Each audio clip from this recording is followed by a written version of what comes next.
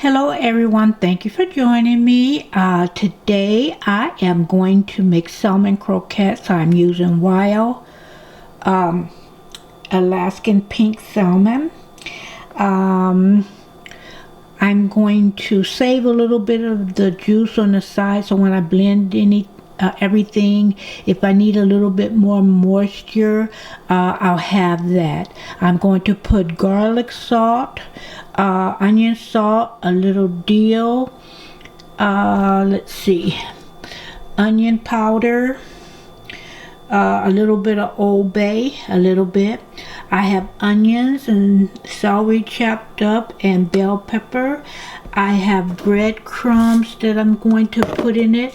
So listen, if you want exact measurements, I used a can of salmon, 1 egg, I forgot to mention that, 1 egg, a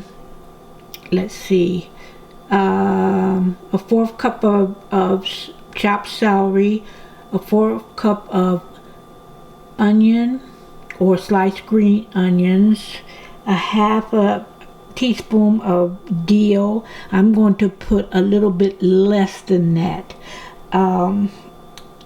Half a teaspoon of garlic powder, kosher salt. I don't have kosher, I'm going to use Himalayan. So we're going to do a half a teaspoon of that, a 1/4 a teaspoon of brown pepper, a cup of breadcrumbs. I'm going to put the breadcrumbs a little bit at a time. I may not want that much, and plus you're going to need oil for frying. Now do it to your taste. I would say after you blend everything together, before you put the egg in, kind of taste it to see if you want to put more or less or of any of the spices. So let's get started, and I'm making these salmon croquettes. Now let me just throw this in. It's really quick. The prep time is about 10 minutes. The cook time is about 10 minutes. Total, it will make 4 servings, maybe 5, depending on how large or small your croquettes are. And so it should serve 4 for sure, unless you're a greedy gut like me, and it just may serve 1. So anyway, let's get started. Okay, I put all my vegetables in, I put all my seasoning in, I put the breadcrumbs in, I saved some of the liquid, the juice from the salmon, and now I'm going to stir everything up. I need more breadcrumbs because I didn't measure a thing. I gave you guys the measurements, but I didn't measure, I just eyeballed it. So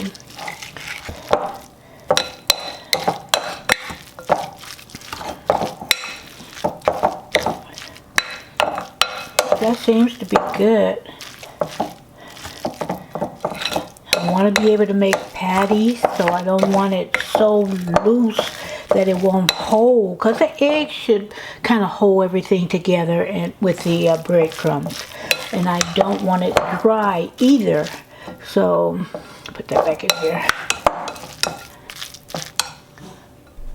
Okay, let me show you guys. I had some fish and I coated my fish with this Louisiana seasoned crispy fish fry seafood breading mix.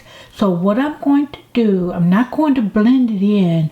When I make the patties, I'm going to coat each side, and that'll, I want to see how that tastes. I know it's going to taste good because it's I tried it on the catfish and it was so delicious. So I am going to coat that, and after I make the patties, coat that, cook it, that's it. Now what I'm going to have with my salmon croquettes, I am going to make an Asian. It's already mixed together, all the lettuce, all the almonds and what have you. The Asian salad mix, and then it comes with a ginger dressing. So my sides are going to be the salad, and also I had some leftover potatoes that I had from yesterday. So I'm going to use my leftovers. So I'm not going to make any new sides, but you can have whatever sides you want: potato chips, French fries, what else? Potato salad, macaroni and cheese if you want. Anything you want, you can make for sides. A little slow down. So anyway, let me continue. Okay, now what I coated it with the fish fry and put it on parchment paper. You can use parchment for cookies, just a lot of things, you know, you can use them for. A lot of times I'll put parchment paper in my air fryer and put it on top of, you know, underneath what I'm air frying, and it just avoids a big mess. And I get this. This is Reynolds Kitchens Cooking Baking Sheets, pre-cut parchment paper. So, you know, it comes in also the package, like, you know, aluminum foil and, you know, plastic wrap, and you know, you just care how much you want. But these are pre-cut. Now, these can be used up to 3 times, it says. This particular time, I'm going to throw this one away. But say you're making cookies and you take that batch out, put more cookies on it, and take that batch off, and then the last batch. So you can use it 3 times. It's not like you want to store it and then use it again. You can use it 3 times, you know, for baking in that particular, you know, baking, whatever you're baking. If they use it, if people use it the other way, you know, I'm not advising that. You know, just, you can use it 3 times if you're baking, and you know, I just would not make it last for 3 times using any kind of fish or whatever, because you don't want to transfer anything. You don't want to contaminate anything else that you're making. Okay, there you are. I had just a little bit of bacon grease in there, and I just wiped the excess off, you know, so it wasn't a whole lot, and just poured my canola oil in there. You know, watch it closely if you use olive oil. So that's my croquettes cooking. Now remember, it's already done. We're just gonna brown it. You know, we're just gonna brown it on each side, a nice golden brown, and that's it. See how easy that was? Like I said, you can make quick dinners that taste good. Use up your leftovers. I know people don't like leftovers, but I love leftovers. Leftover, almost anything. Let me see. What don't I like leftover? Of course, French fries, because it's, you know, never the same. But some people put French fries in the air fryer, and they said it tastes good, but I haven't tried that yet. I don't like leftover crab cakes. For some reason, it just makes me sick to my stomach. I don't know why. Maybe it's the mayonnaise, you know, in it.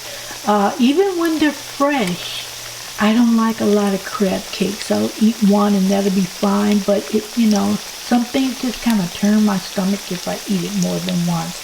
But whatever I can eat the next day, oh, I'll eat it. Love, love, love leftover spaghetti, leftover, you know, homemade spaghetti, homemade chili. Love, love, love. So we're going to let that cook maybe about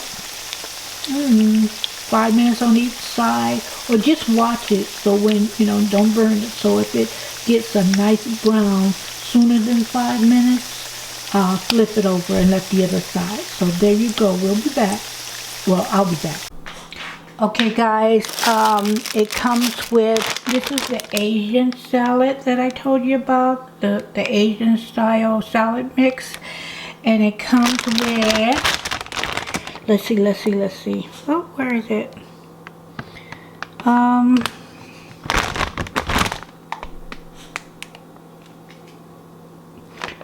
It comes with green cabbage, green leaf lettuce, kale, red cabbage, carrots, green onion, sliced almonds, and wonton strips, and it has a sesame ginger dressing. So here's all the strips and the almonds and all like that in a little bag. They put it separate and in the same bag as this, but they have it separate. Oh, I love it. It is so good. And then it comes with this pouch. Oops. It comes with this pouch, and so I don't make it all at one time. I just kind of see what I wanna, how much I want to put in there. So that was the ginger dressing. Okay, while I am reheating my potatoes and I'm letting the croquettes kind of cool off, I'm going to have this is diet ginger beer, and it comes, regular, and it's called Cock and Bull, and it's ginger. So if you're not a fan of ginger, you're not gonna like this. Now there's another brand, and I can't think of it now, that I buy instead. It's extra ginger. I mean, that ginger is just is strong, and I love it that way. This is not as strong, so I don't like this as much. When I like ginger candy, ginger tea, ginger water. I love ginger, and it's good for you too. Google it, it's good for you. So this is diet, so I'm gonna have that. It's nice and cold. To me, the colder the better.